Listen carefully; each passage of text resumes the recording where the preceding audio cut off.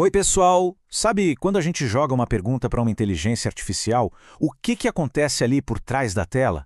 É exatamente isso que a gente vai desvendar agora, a engenharia, que é fascinante, por trás dos chamados modelos de linguagem de grande escala.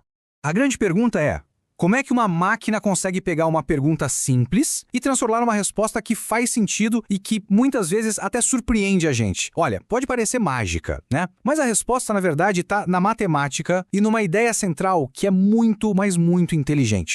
Para a gente entender isso, vamos pensar numa analogia. Imagina só, a narração de um jogo de futebol e, bem na hora do gol, o áudio falha.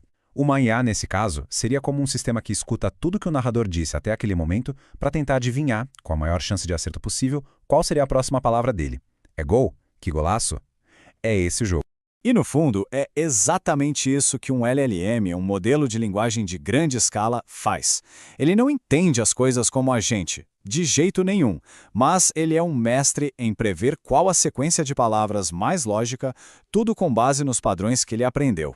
Pensa nele como um autocompletar de texto, só que numa escala monumental. Certo. Então, como é que essa previsão acontece na prática? A primeira coisa que a gente precisa entender é que não se trata de certeza. É tudo um grande jogo de probabilidades. E aqui está o ponto-chave. A IA não faz uma escolha consciente. Não é, vou escolher essa palavra. Não. O que ela faz é olhar para todo o vocabulário que ela conhece e dar uma nota, uma pontuação de probabilidade para cada palavra que poderia ser a próxima. Na prática, o resultado é mais ou menos esse aqui.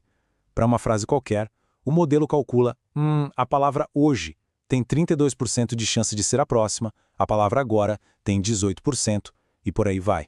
É como se fosse um cardápio de opções, sabe? E cada uma tem um peso, uma probabilidade diferente. Tá, mas aí surge uma dúvida, né? Se tem várias opções, cada uma com uma chance diferente, como é que o modelo escolhe qual palavra usar? A resposta está num tipo de controle, que ajusta o equilíbrio entre ser previsível e ser criativo. E esse controle tem um nome: temperatura. Pensa assim, com a temperatura baixa, o modelo é aquele narrador de futebol mais calmo, sabe? Ele vai na segurança, escolhe sempre a palavra mais provável, mais óbvia. Agora, se a gente aumenta a temperatura, ele vira aquele narrador empolgado que grita, que arrisca umas palavras menos comuns. É aí que surgem as respostas mais criativas, às vezes até surpreendentes. Ok, a gente já entendeu a parte das probabilidades. Mas, de onde vem essa capacidade toda de prever a próxima palavra? Bom, a resposta está numa quantidade de dados que é, sinceramente, quase impossível de imaginar. A escala disso é uma coisa absurda.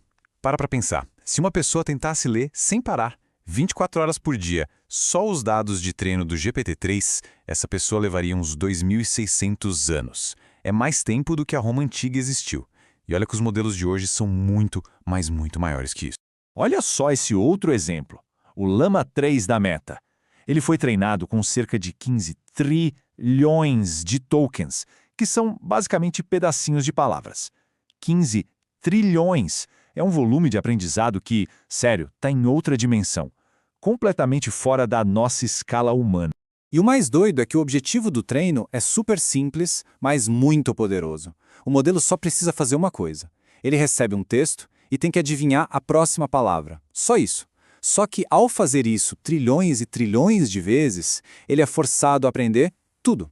Gramática, fatos sobre o mundo, até um certo tipo de raciocínio, tudo para conseguir fazer previsões cada vez melhores.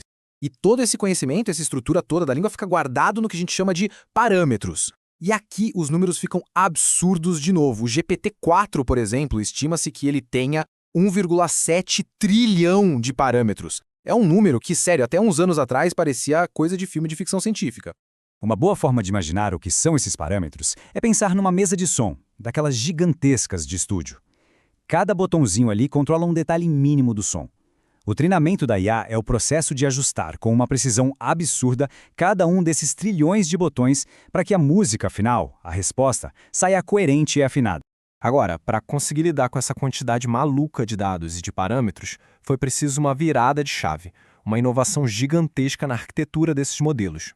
E essa grande inovação se chama mecanismo de atenção. É a ideia principal da arquitetura que a gente chama de Transformer. Basicamente, ele dá para o modelo a habilidade de conectar as palavras. Em vez de só ler uma palavra depois da outra numa fila, ele consegue olhar para a frase inteira e perceber quais palavras são mais importantes para outras, quais se relacionam. É assim que ele entende o contexto de verdade. Vamos pegar um exemplo bem simples. Na frase, o banco estava vazio, a palavra banco pode ser duas coisas, né? Um lugar para sentar ou uma agência de dinheiro. Como é que a IA sabe qual dos dois é?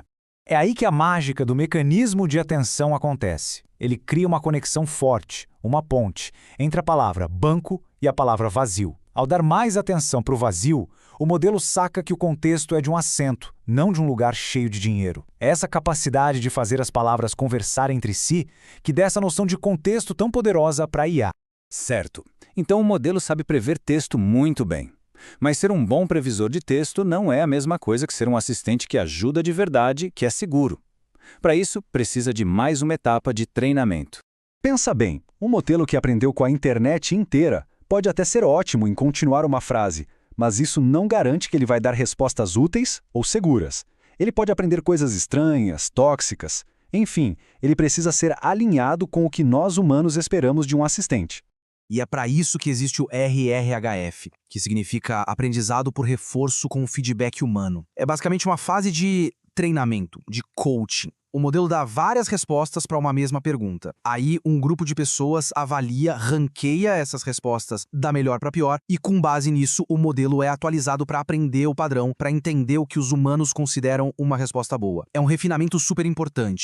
Bom, então quando a gente junta todas essas peças do quebra-cabeça, começa a ficar claro que aquilo que parecia mágica, na verdade, é uma combinação incrível de princípios de engenharia e, principalmente, de escala. Então, qual é a receita do bolo para uma IA moderna? São basicamente 4 ingredientes. Primeiro, um objetivo bem simples: prever a próxima palavra. Segundo, uma escala absurda, com trilhões de dados e bilhões de parâmetros. Terceiro, uma arquitetura eficiente, que é o mecanismo de atenção do Transformer. E por último, o toque final, o alinhamento humano, para garantir que a IA seja útil e segura. No final das contas, a grande conclusão é essa.